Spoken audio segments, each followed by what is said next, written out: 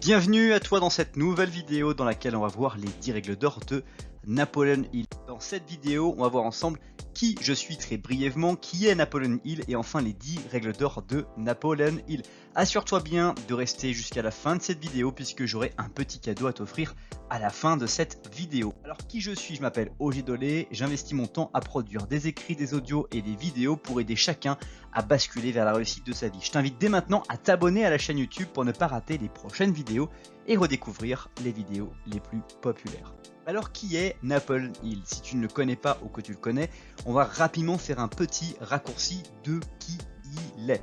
Napoleon Hill, c'est un écrivain américain qui est connu pour ses best-sellers sur le développement personnel, avec notamment l'ouvrage le plus connu, Réfléchissez et devenez riche. Napoleon Hill est une personne qui a été embauchée, en tout cas un journaliste qui a été proposé à Andrew Carnegie, le grand spécialiste de l'acier, l'un des premiers millionnaires et milliardaires des États-Unis et du monde, qui lui a proposé d'étudier les lois du succès des personnes qui avaient réussi. Et donc Napoleon Hill, c'est le premier à avoir eu le financement pour pouvoir étudier ce qui conditionnait, permettait à des entrepreneurs de réussir dans des domaines de leur vie. Et c'est en ça que Napoleon Hill est une personne qui est extrêmement intéressante à observer, c'est que c'est l'un des premiers à avoir construit une science du succès, des ingrédients qu'il va falloir suivre ou en tout cas mettre dans ses recettes pour pouvoir réussir dans les domaines que nous souhaitons pouvoir réussir. Alors quelles sont ces règles d'or? Qu'est-ce qu'il suggère de faire? C'est ce que je te propose de voir à partir de maintenant. La première règle d'or, c'est de définir votre objectif. Pour réussir dans la vie, Napoleon Hill conseille de bien définir l'objectif escompté. Il faut mettre en place un plan d'action et commencer tout de suite à travailler dessus.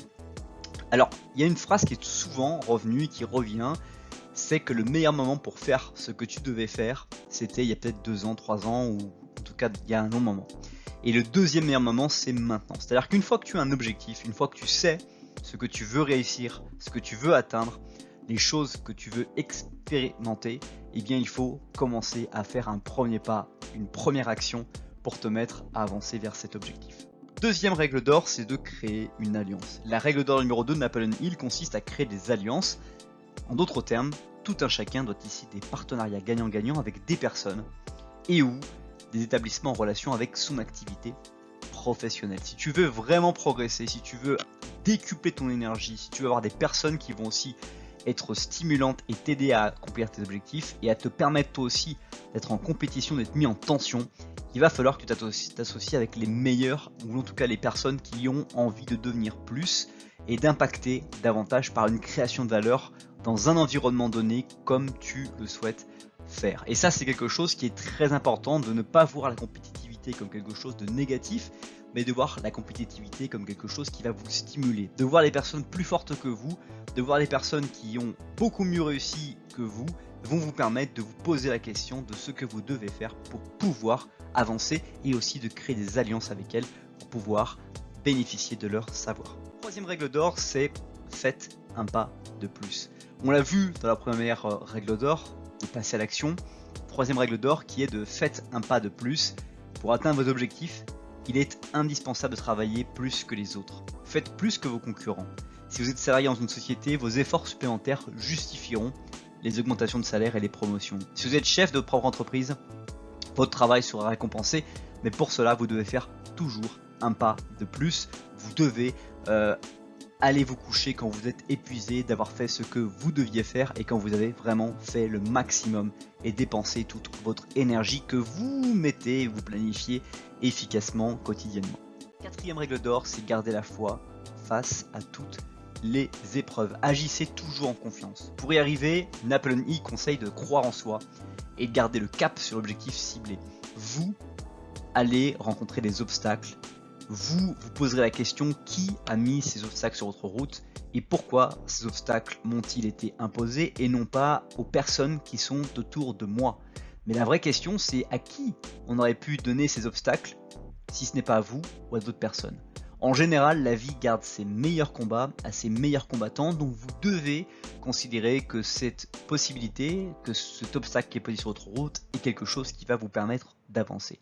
Ne voyez pas cela comme quelque chose de négatif, mais comme un moyen pour vous de progresser. Et très souvent, on se rend compte, le temps étant passé, de quelques moments après avoir franchi l'obstacle, on comprend pourquoi nous avions besoin d'avoir cette leçon avec cet obstacle que nous avons rencontré, qui nous a renforcé et permis très souvent de progresser à un niveau supérieur. Avant de voir la 5e règle d'or, je t'invite à lire la description de cette vidéo et à découvrir d'autres contenus pour que tu puisses aller plus loin. Et aussi à t'abonner à la chaîne YouTube à nouveau.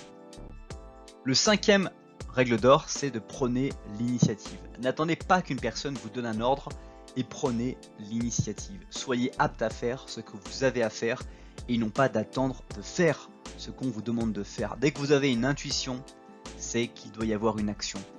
Vous devez agir, être proactif plutôt que d'être attentiste à une situation ou à des choses que vous souhaitez pour vous. Vous devez agir.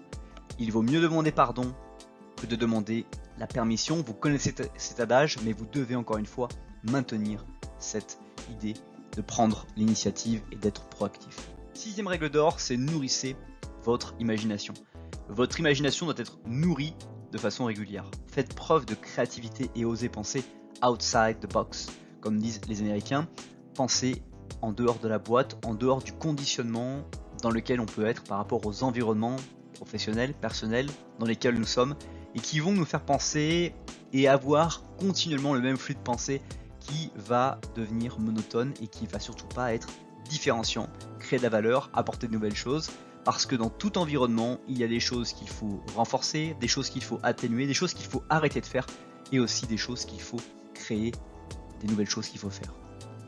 7e règle d'or, c'est soyez enthousiaste. Être enthousiaste, c'est bien, mais être l'enthousiasme lui-même, c'est mieux. C'est une attitude qui ne peut que mener vers le respect des autres, mais surtout vers le succès. Votre enthousiasme doit venir permettre aux personnes qui sont à votre contact de se galvaniser, de pouvoir en bénéficier. Et cette attitude que vous allez développer par cet enthousiasme, cette capacité à voir que tout obstacle va vous mener à une réussite, que tout obstacle va vous donner une expérience que vous n'aviez pas eue et une compétence que vous n'aviez pas, tout ça va permettre de vraiment vous permettre d'avancer et d'avoir un succès, un sentiment de réussite et de renforcer votre confiance en vous sur le fait que vous pouvez y arriver en toutes circonstances. 8e règle d'or, c'est penser, mais avec précision. Au lieu de vous apitoyer sur votre sort de tous les problèmes, pensez à la bonne façon de trouver des solutions. C'est pourquoi Napoleon Hill nous conseille de penser avec précision, c'est important. Vous devez aiguiser chacune de vos pensées pour qu'elles vous servent et donc qu'elles aient le plus grand détail possible. Si vous vous contentez de dire que vous voulez acheter une voiture à titre d'exemple, mais que vous n'avez pas imaginé la couleur, que vous n'avez pas imaginé la qualité du volant, la qualité de l'assise quand vous allez conduire, la qualité des assises pour les passagers que vous allez amener avec vous, et qu'on n'avez pas considéré à ce que vous souhaitiez, vous n'avez pas la précision et vous allez très certainement vous planter et plus tard dire j'aurais pas dû choisir ce véhicule, si on reste dans l'exemple du véhicule naturellement. Mais de manière générale, la pensée avec précision, c'est cette visualisation que vous allez avoir des choses que vous allez incarner, des choses que vous allez faire avant même de pouvoir les incarner ou de pouvoir les faire. 9e règle d'or, c'est concentrer tous vos efforts. Concentrez-vous sur la tâche la plus importante et qui vous mènera vers vos objectifs. Ne vous laissez pas distraire. Il y a plein de choses qu'on a envie de faire quotidiennement et les mauvaises routines, les mauvais programmes qu'on a mis en place ou qu'on a laissé installer, c'est comme un ordinateur. Au départ, on achète un ordinateur tout neuf. Les programmes sont les fonctionnalités de base et puis on installe un logiciel, deux logiciels. On laisse certains logiciels s'installer sans pour autant les utiliser.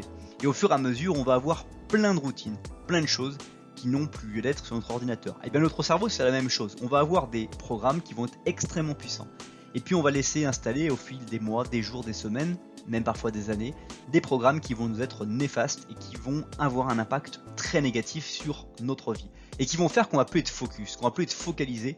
On va se concentrer sur vraiment une seule mission, celle dans laquelle on sent que l'on a une valeur à partager avec le monde, une valeur qui nous permet de nous sentir heureux.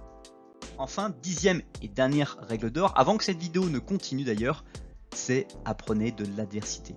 Pour chaque échec, mettez toujours en tête qu'il y a un avantage équivalent. Et plus grand est l'échec, plus grand est l'avantage équivalent que vous allez percevoir à court, moyen ou long terme dans votre vie. Donc, Ne considérez pas votre échec comme quelque chose qui est une perte sèche. Considérez votre échec comme un moyen de pouvoir progresser et d'avoir un avantage équivalent absolument extraordinaire dans votre vie. Ce n'est pas encore la fin de cette vidéo. Si tu as aimé la vidéo, tu aimeras très probablement son article associé sur le blog. Et aussi, je t'invite à lire la description de cette vidéo pour découvrir le petit cadeau que je te promettais en début de cette vidéo, 7 habitudes gagnantes. C'est une vidéo complètement gratuite dans laquelle je partage justement les programmes, les logiciels qu'il te faut installer et qu'il te faut répéter, utiliser quotidiennement pour pouvoir vraiment progresser dans ta vie et avoir enfin les résultats que tu souhaites pour toi.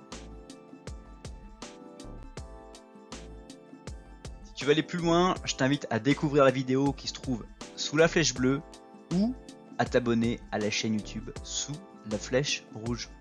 À bientôt.